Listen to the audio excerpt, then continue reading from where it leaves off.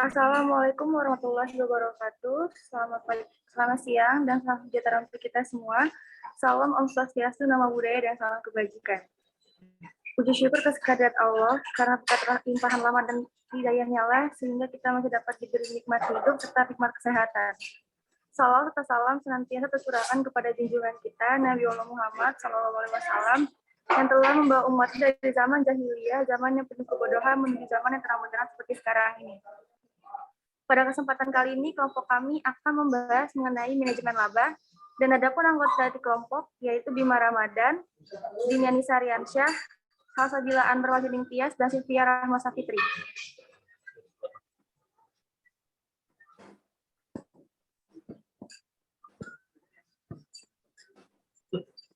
Manajemen laba adalah campur tangan manajemen dalam proses pelaporan keuangan eksternal dengan tujuan yaitu untuk menguntungkan dirinya sendiri. Manajemen laba menambah bias dalam laporan keuangan dan dapat mengganggu pemakai laporan keuangan yang mempercayai angka laba hasil rekayasa tersebut sebagai angka laba tanpa rekayasa.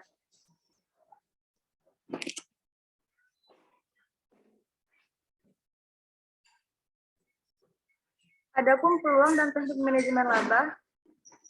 Next.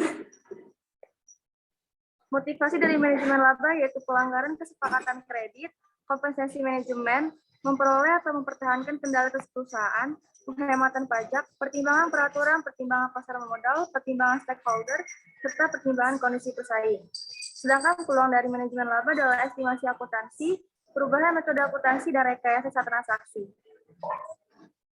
Manajemen laba mempunyai kelemahan standar akuntansi, judgment, dan nilai metode, sedangkan manajemen information advantage.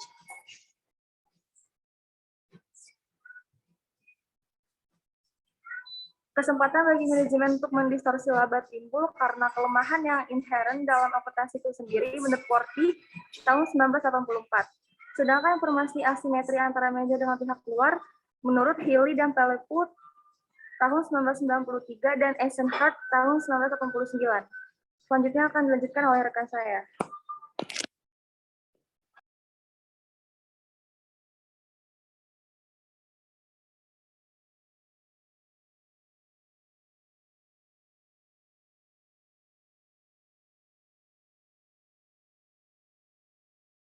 Mohon maaf, Bima, belum di-mute. Mute-nya belum diituin. Iya, selanjutnya yaitu teknik merekayasa laba. Ada beberapa cara atau langkah tahapan dalam perusahaan dalam merekayasa labanya sehingga terdapat tujuan-tujuan yang diinginkan. Yang pertama yaitu perusahaan bisa melakukan atau memanfaatkan peluang untuk membuat estimasi akuntansi. Yang kedua yaitu mengubah metode akuntansi. Dan yang ketiga dengan menggeser periode biaya atau pendapatan. Memanfaatkan peluang untuk membuat estimasi akuntansi merupakan cara manajemen untuk mempengaruhi laba melalui judgement terdapat estimasi akuntansi, antara lain seperti estimasi tingkat piutang tidak tertagih, estimasi kurun waktu depresiasi aktiva, atau amortisasi aktiva tak berwujud, estimasi biaya garansi, dan sebagainya. Kemudian mengubah metode akuntansi di sini maksudnya yaitu dengan mengubah metode, misalkan dengan digunakan untuk mencatat suatu transaksi, contoh merubah metode penyusutan atau depresiasi aset tetap, kemudian dari angka tahun menjadi metode garis lurus. Selanjutnya yaitu menggeser periode biaya atau pendapatan. Contohnya dengan mempercepat atau menunda pengeluaran untuk penelitian atau kegiatan-kegiatan tertentu. Misalkan mempercepat atau menunda pengiriman produk ke pelanggan, menjual investasi sekuritas untuk manipulasi tingkat laba, dan sebagainya. Perusahaan juga biasanya mencatat persediaan ini dengan asumsi menggunakan LIFO, last in first out. Next.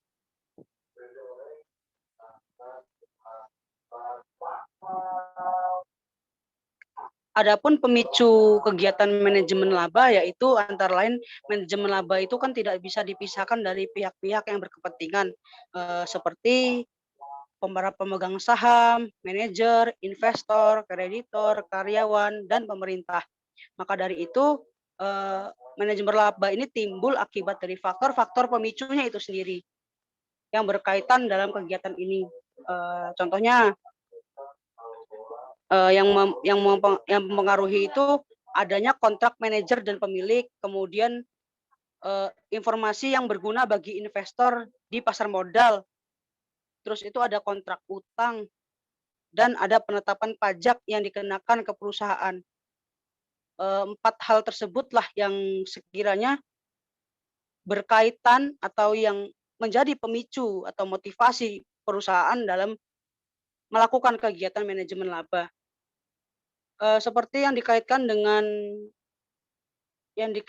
kontrak antara manajer dan pemilik itu maksudnya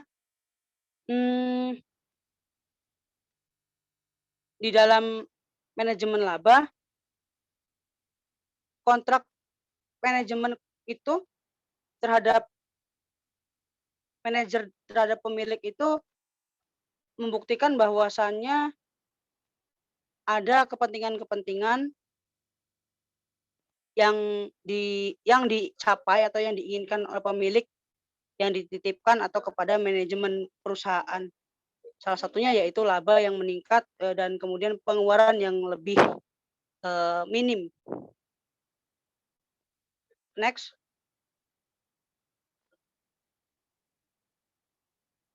Dalam kontrak antara manajer dan pemilik itu ada, ya tadi saya sebutkan sebagai informasi bagi investor di pasar modal. Jadi informasi itu sangat penting. Dalam kontrak itu ada informasi yang penting di pasar modal. Kemudian ada kontrak utang. Dalam kontrak utang itu ada penetapan pajak. Kemudian ada penentuan keputusan yang akan diambil atau strateginya bagaimana perusahaan itu ke depannya. Kemudian oleh karyawan juga itu salah satu patokan bahwasannya karyawan akan menuntut atau tidak kenaikan upahnya mereka. Kemudian next.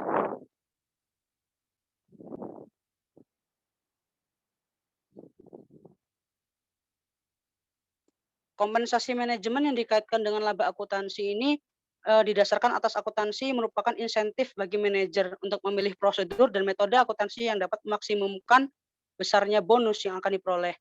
Kemudian bila dikaitkan dengan pertimbangan pasar modal, sebagian perusahaan ini pertama kali go public ini berusaha menyusun laporan keuangan yang bagus, berusaha menyusun laporan keuangan yang agresif sehingga kesannya laporan keuangan tersebut indah atau cantik di mata publik. Kemudian penggunaan angka-angka akuntansi dalam kesepakatan utang atau kredit dikaitkan dengan kondisi keuangan yang menyebabkan perusahaan berada dalam posisi nyaris melanggar perjanjian kredit.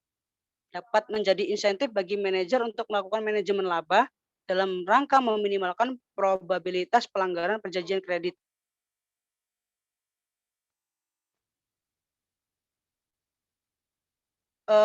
Selanjutnya mungkin ada pertimbangan peraturan-peraturan yang berlaku berkaitan dengan perusahaan yang menjadi target investigasi praktek monopoli atau pelanggaran undang-undang.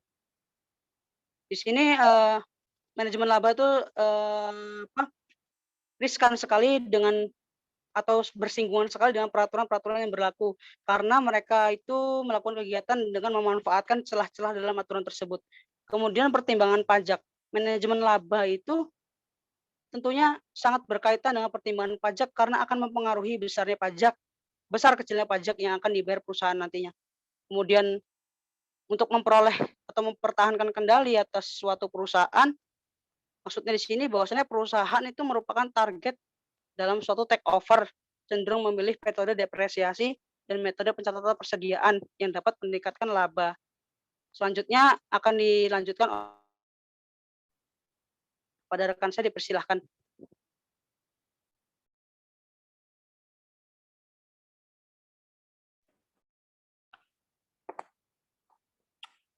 Selanjutnya ada pertimbangan perusahaan pesaing, yaitu dari Valepu, Benhart, dan Haley tahun 1995.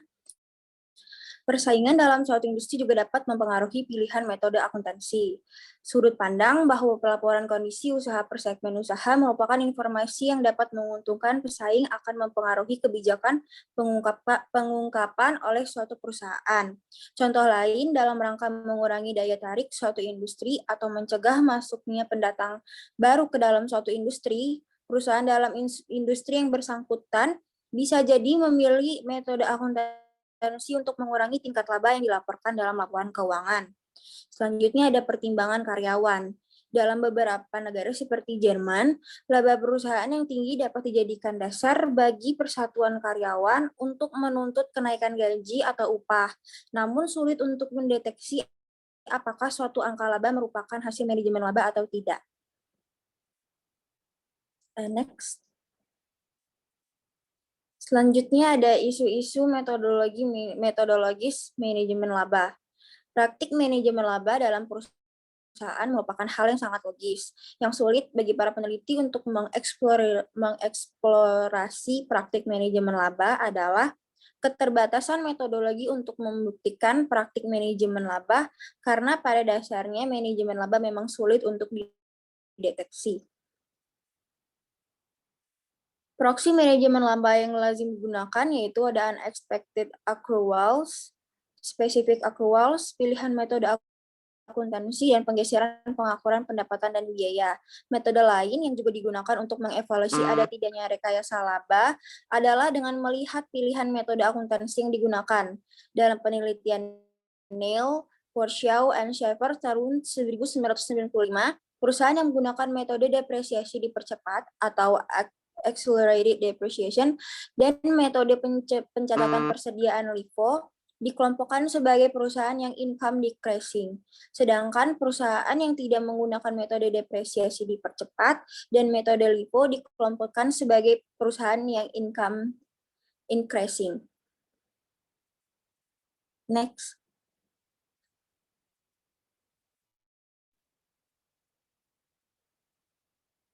Ya. Selanjutnya akan dijelaskan oleh teman saya.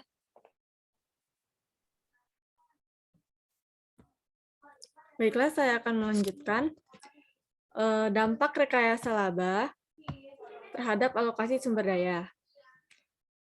Manajemen laba itu sulit dideteksi. Jika pihak eksternal tidak dapat menyadari adanya manajemen laba, maka laba hasil rekayasa tersebut dapat menyebabkan distorsi dalam pengambilan keputusan. Manajemen laba dapat mengganggu efisiensi arus dana antara pihak-pihak dalam perekonomian.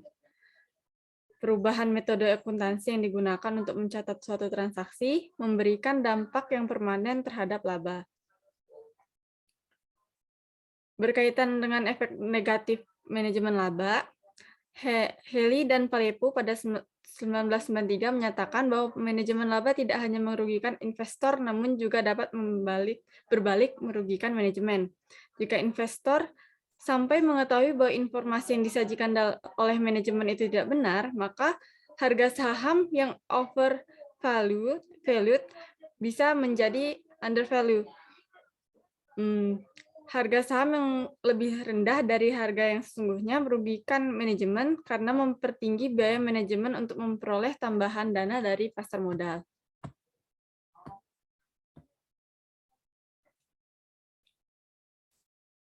Seorang manajer dapat mempengaruhi angka laba pada tahap berikutnya dapat mempengaruhi alokasi dana dalam perekonomian. Namun, di sisi lain, pilihan akuntansi dan keputusan operasional tersebut tidak dapat dikatakan secara jelas sebagai pelanggaran terhadap standar akuntansi yang berlaku. Mereka perlu mempertimbangkan dampak manajemen laba terhadap semua stakeholder agar keputusan yang mereka ambil adalah keputusan yang terbaik bagi semua pihak.